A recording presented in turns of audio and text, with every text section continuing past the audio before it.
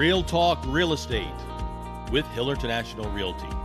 Today's topic, why buyers need to buy now. Welcome back for another episode of Real Talk Real Estate, our first video podcast. And we're here with Melonie Hadley from Movement Mortgage. She's been on our podcast before. She's an awesome lender here in the Central Texas area. She provides us a lot of support for not only for our brokerage, but for our buyers as well. And she's here to help us get a quick little snippet of what's happening in the real estate industry currently. Melonie, things have been extremely dynamic over the past 18, 24 months in the real estate industry, especially when it comes to lending. Buyers, I can't even believe buyers are even still in the market. You would think they would just be completely exhausted from the roller coaster ride that we've been on. Currently, interest rates are high. We have a threat of a governmental shutdown into the week. We have a lot of inventory. We have a lot of sellers out there wanting to move properties, but buyers are super cautious about stepping into the market. What are you seeing on your end? Are your numbers down as well? Yes, they are. Thank you for having me, by the way, Jason. My numbers are down as well. But the exciting thing to me that I'm seeing is there are some first-time home buyers that were not able to buy when the market was so hot and it was a seller's market that are able to buy now. I mean, I've done several loans for first-time home buyers in the Austin area in the $300,000 to $400,000 range, which is you couldn't get back in 2020, 2021, and early 2022. So I'm excited that they're taking advantage of this particular situation, knowing that rates are going to go down. And, you know, then your home prices are going to go up. So now is the time to buy. If you can just, suffer through the higher monthly payment right now, it's going to come down. And that's what I try to show my clients is here's your payment now based on this rate, but when rates come down, this will be your payment. So it's the interest rate's temporary right now. That's the way you have to look at it. Buying the home that you want is more permanent. And we're seeing when we get those buyers in front of us and in front of you, the experts, they get a clearer, more accurate picture of what's going on. We have a lot of folks out there who are just hearing things and coming up with their own conclusions.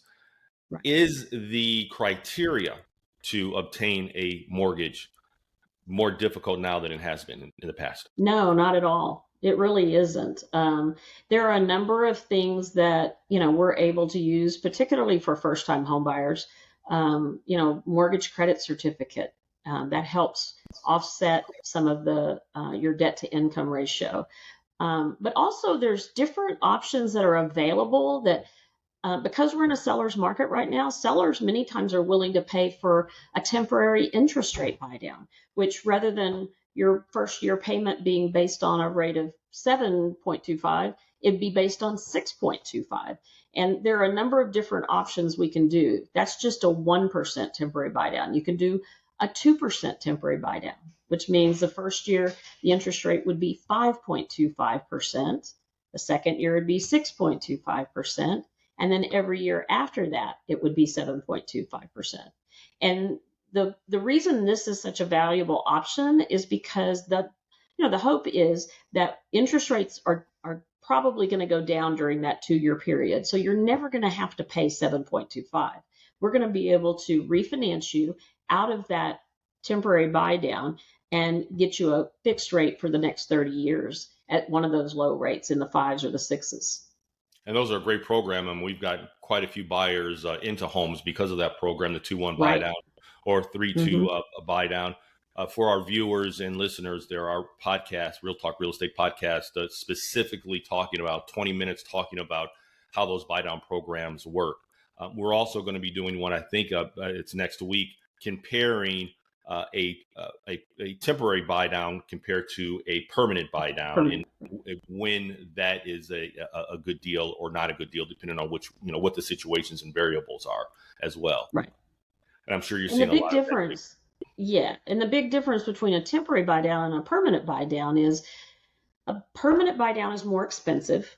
And so if money's an issue and the seller's not willing to pay for that permanent buy down, then a temporary buy down is what we think is the answer to that, because it'll buy you a year to 2 years to have a chance to refinance into a lower rate.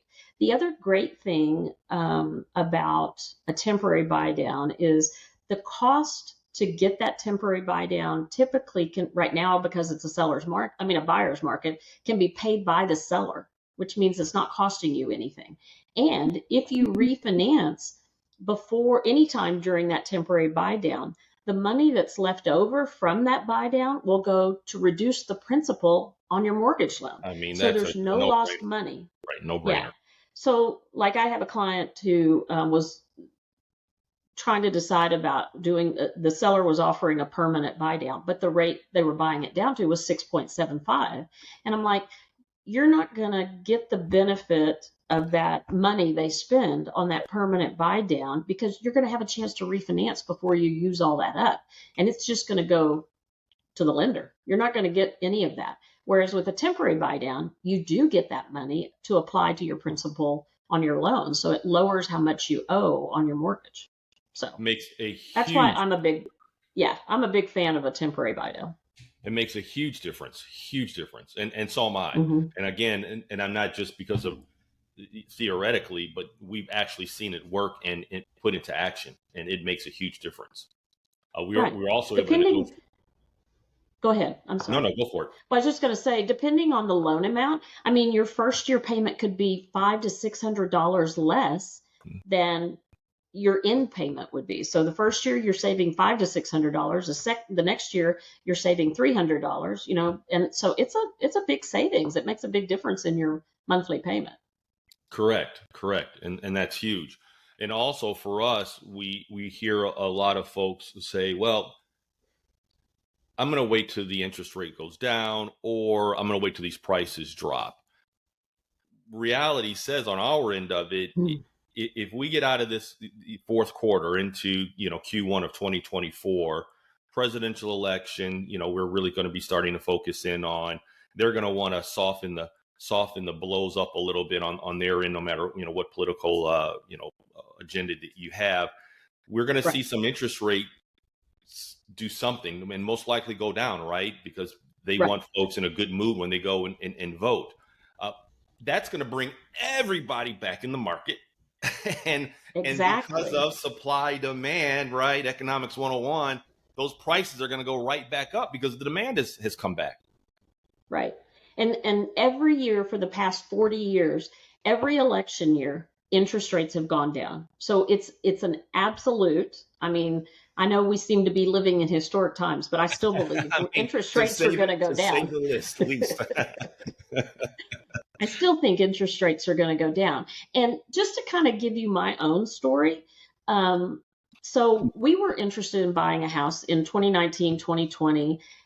The market got crazy. I got so busy with work, I couldn't take the time out of my work to go look for the house that I wanted. We were upsizing, and by 2020, later in 2020, 2021, I was out. I couldn't afford to buy what I wanted to buy.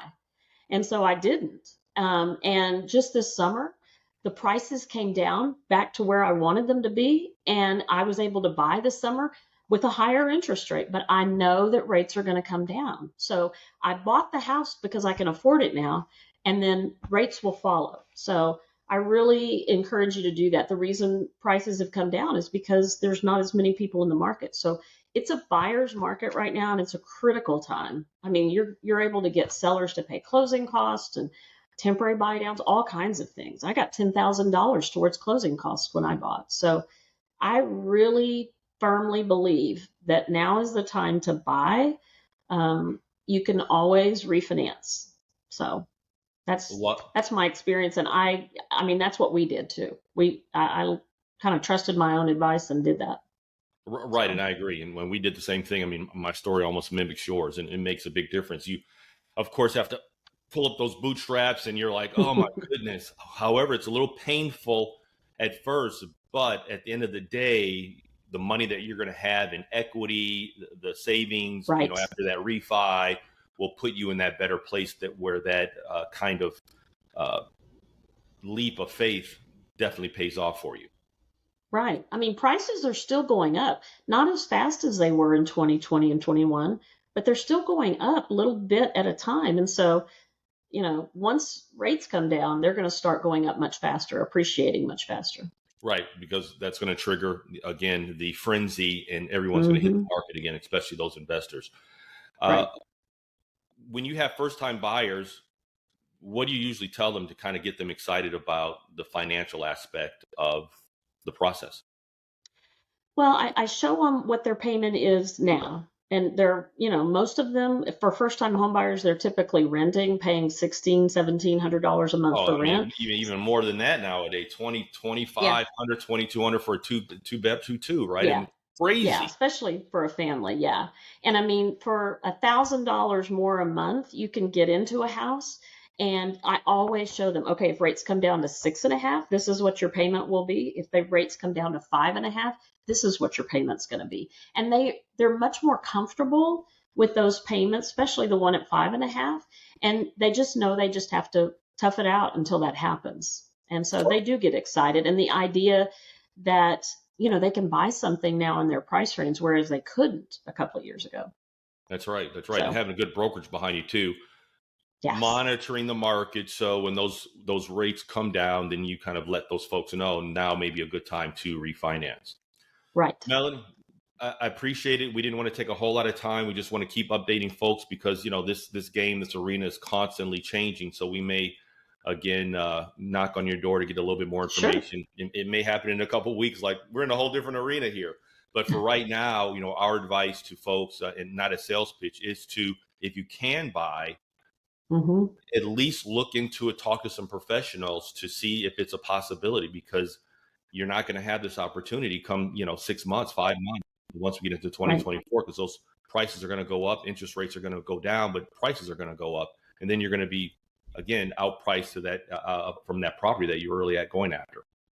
Right. And if you're a first-time home buyer and need money for down payment and or closing costs, typically you can get the seller to pay closing costs these days. But if you need money for down payment, there's down payment assistance available. So don't hesitate to ask. That's my job, is to figure out what your need is and find out how to solve that. It sounds like you got a buyer coming in right now. Sorry. All good. We're pet friendly here, so I love it. Melonie, your time is always appreciated here, not for us, but for our viewers and listeners as well. So thank you so much for taking the time off for us today. Thank you, Jason. I enjoyed it.